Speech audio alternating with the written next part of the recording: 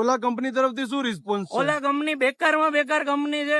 શું પ્રોબ્લેમ છે તમારા ગાડીમાં, બોલો? આ ગાડી 2 દિવસે ને 2 દિવસે બંધ થઈ જાય છે. આ ગાડી કાલે 5 વાગે બંધ થઈ ગઈ. મેં સર્વિસ સ્ટેશનમાં કોલ કર્યો તો એ લોકો એવું કહે છે કે તમે લોકો આવી રીતે કમ્પ્લેન કરશો તો અમે પોલીસ સ્ટેશનમાં ફોન કરી દેવું.